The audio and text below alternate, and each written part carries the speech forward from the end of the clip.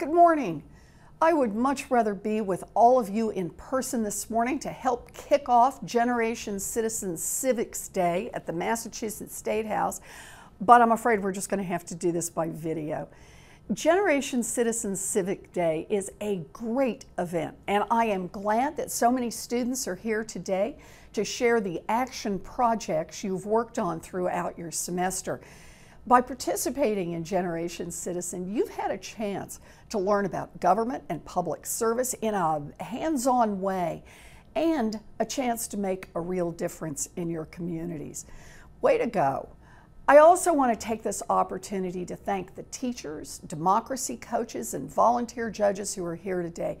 Your hard work and commitment to the Generation Citizen program makes a real difference.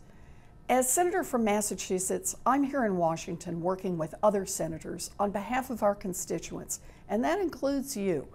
We rely on your active engagement so that we can serve you best, and that's why Generation Citizen is a great program.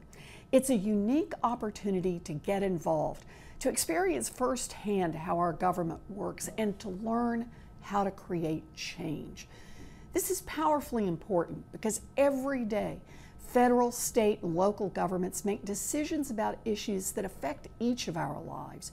In our democracy, government is just another name for all of the things that we, the people, decide to do together. Whether that's investing in education, in infrastructure, in scientific or medical research, or putting in place the rules and regulations that keep families safe and ensure that everyone is able to compete on a level playing field. Today, I'm serving in Congress, but I didn't set out to get into politics. I spent most of my career as a teacher. As a law professor, I taught bankruptcy and I did research on the economic challenges facing middle-class families.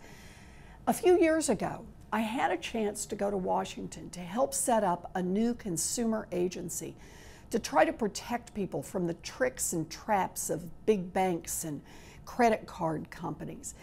And I spoke with a lot of people about my idea for this new agency, and they told me two things. The first was, this is a great idea. It could actually make a difference for families. And the second thing they told me is, don't do it.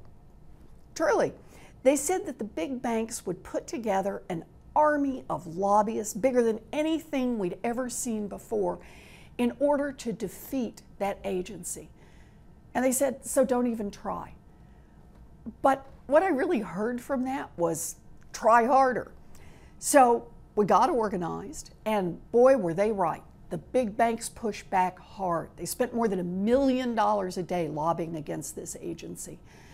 But we brought together a broad grassroots coalition, and we made our voices heard. And best of all, we won. We got a strong consumer agency passed into law. And now that agency is out there making a difference for families who were cheated by big financial companies. You know, it's only been around about 4 years. It's already forced the biggest financial institutions to return about $5 billion directly to people. That's government that works. When people say that real change isn't possible, I tell them about setting up the consumer agency. This fight demonstrated how important it is to stand up and fight for what you believe in, even when everyone says it can't be done. That's one of the lessons I hope you'll take away from your participation in Generation Citizen. Fights in Washington are not always easy, just like fights in your communities and your schools. But I've learned that you can't win those fights if you don't try. So please, keep speaking up and making your voices heard. I want to congratulate you again for your participation in Generation Citizen this semester, and I hope you enjoy Civics Day. Best of luck with your presentations.